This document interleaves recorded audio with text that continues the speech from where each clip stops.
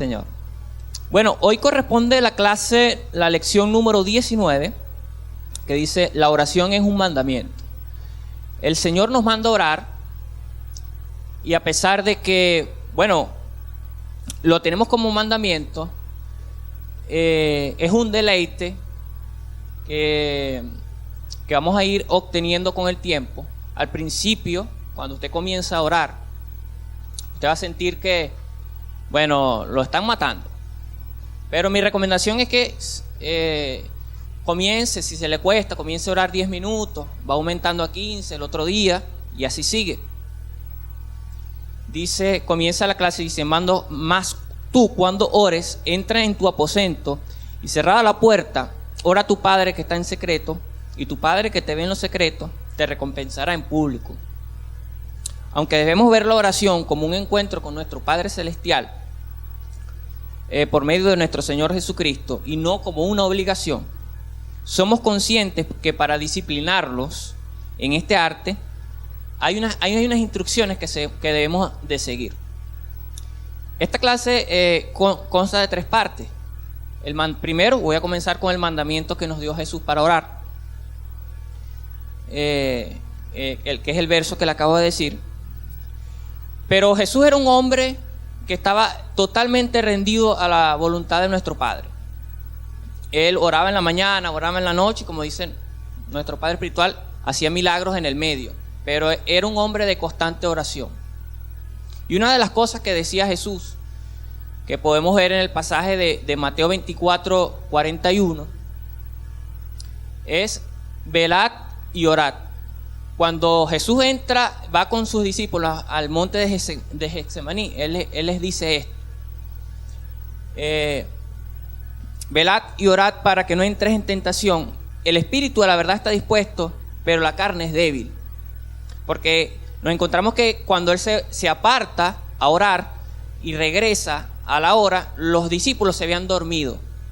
Pero ¿cómo podemos llevar esto ahora en la actualidad? Bueno, no dormirnos.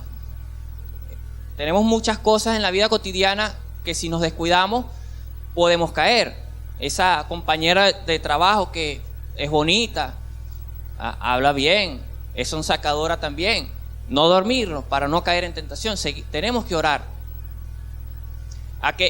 También, bueno, con nuestros hijos. Yo tengo 2 niños pequeños y en el colegio pueden agarrar malas mañas, malas costumbres, rebeldía. No nos podemos dormir con eso porque, bueno, creamos 2 mostricos, se nos vuelve la familia un desastre. También, muchos ejemplos: si una Dalila te quiere robar al marido, bueno, no puedes dormirte, tienes que velar y orar. Amén. La oración, bueno, estos fueron unos días tremendos. Mi esposa creía que yo me la pasaba pegado en la computadora en el Facebook, pero yo buscaba, en verdad, bueno, nutrirme en esto, orar. Y la oración tiene fundamentalmente 2 propósitos. Primero, que el hombre sea bendecido, y segundo, que la gloria de glorificar el nombre del Padre.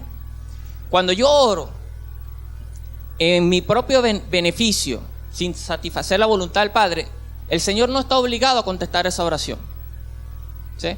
Cuando yo oro para mi propio beneficio, para mi propio bien, egoístamente, el Señor no se ve comprometido a contestar esa oración. Amén. Igualmente, este pasaje en Mateo 26 dice: no sea lo que yo quiero, sino lo que tú quieres. Es el espíritu de una oración eficaz. No sea lo que yo quiero, Señor, sino lo que tú quieres para mi vida, para mis hijos. Amén. Mi hija me pregunta, yo me quedo sorprendido, ¿no? Mi niña, la mayor, ella tiene 4 años y yo la insto a que estudie, pues. Bueno, a mí me gusta verla estudiar, y ella le ha entrado una pasión por aprender a leer, que hasta ella misma, bueno, está aprendiendo a leer sola prácticamente. Se mete en YouTube, ve videos de las sílabas, y ella me ha preguntado: papá, ¿por qué tengo que estudiar? Oye, yo le dije: bueno, hija, si tú estudias, abres tu posibilidad de que tengas un mejor futuro profesionalmente, estás preparada. Porque una de las cosas, mire, la oportunidad, vamos a hablar de la oportunidad, y no quiero desviarme del tema, pero la oportunidad no va, es como una mujer que no va a perder el tiempo con un hombre que no está preparado. Si te llega la oportunidad y tú no estás preparado, ella se va. La oportunidad se va. Te llegó una oportunidad de empleo, pero resulta que tuviste la oportunidad de aprender inglés y no lo hiciste. Hace tiempo te presentaron un curso gratis, no lo hiciste, pero ahora se te presenta la oportunidad de trabajar y te exigen el idioma inglés, la vas a perder.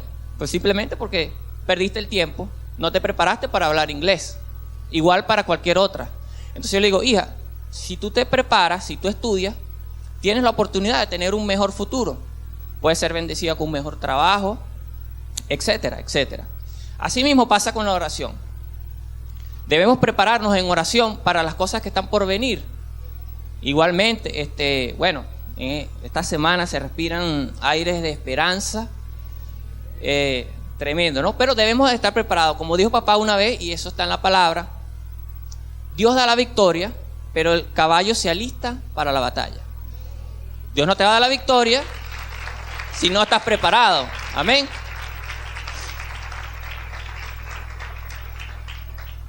Amén. Bueno, Jesús fue un hombre de Dios rendido totalmente a la voluntad de su Padre, porque él sabía que sin hablar continuamente de su Padre no podía hacer nada. Jesús vivía orando y oraba viviendo. Jesús vivía orando y oraba viviendo. Empezaba su día orando, lo terminaba orando y a veces pasaba noches enteras en comunión con su Padre. Jesucristo nos recomienda que si queremos recibir la recompensa de nuestro Padre en público, tenemos que aprender la disciplina de orar a nuestro Padre en secreto. Esto es tan importante que en el capítulo 6 de Mateo, Él no solamente nos manda a orar, sino nos enseña a orar con el Padre Nuestro. De hecho, ahorita al finalizar le voy a porque esta clase habla de los mandamientos, pero yo busqué qué promesas hay si tú oras, y te las voy a leer ahorita al final. Su ministerio, en él se encontraron los discípulos en momentos muy difíciles, cuando estaba terminando, cuando Jesús estaban por crucificarlo, ¿verdad? Él necesitó la ayuda de ellos en oración. Todos le fallaron y lo dejaron solo orando. Eso pasó en el Getsemaní, como les estaba contando. Él usó esta oportunidad para dejarnos una de sus declaraciones más importantes sobre la oración, que tenemos que orar para no caer en tentación, como está en Mateo 26:41, de velar y orar para no caer en tentación. ¿Ok? Bueno, Jesús era un hombre de oración. Tenemos sus ejemplos en la Biblia. No terminaríamos esta mañana de hablar de la oración y lo que Jesús nos mandaba hacer. Pero tenemos el mandamiento de Pablo, lo dije en portugués. Orad sin cesar. Eso está en primera de Tesalonicenses 5:17. Pero ¿qué significa la palabra incesante? Porque se puede entender orar sin cesar. El que escucha esto naturalmente puede decir, oye, pero ¿cómo yo puedo estar las 24 horas del día orando? ¿Qué es eso? No entiendo. Pero la palabra incesante significa que se repite de manera que parezca no tener fin. Es decir, usted puede orar en la mañana, puede orar en la noche, puede orar al mediodía, pero que no haya una desconexión de su oración y el Padre. Amén. Fue el punto número 2 de esta clase, que dice el mandamiento de Pablo: orar sin cesar, orando en todo tiempo, con toda oración y súplica en el Espíritu, y velando en ello con toda perseverancia y súplica por todos los santos. Eso está en Efesios 6:18. Amén. Entonces, Pablo, que era, vamos a decir, el hombre que logró hacerse réplica de Jesús, también nos manda a orar. Dice, podemos considerar a Pablo, dice aquí el apóstol Nahum Rosario en el libro, podemos considerar a Pablo como el segundo hombre más importante del Nuevo Testamento, con el ministerio más efectivo después de Jesús. Él escribió 2/3 partes del Nuevo Testamento y en casi todas sus cartas hace referencia acerca de la necesidad de orar. Pablo veía la oración como una actividad continua, o sea, como una práctica, que es lo que él estaba diciendo. Orar sin cesar. Esto indica que Pablo vivía en una dimensión de vida espiritual donde vivía continuamente orando. Y posiblemente por eso tuvo tanto éxito. Nuestro éxito va a depender. Ahora orando significa una acción continua. Y la frase en todo tiempo significa siempre y sin cesar.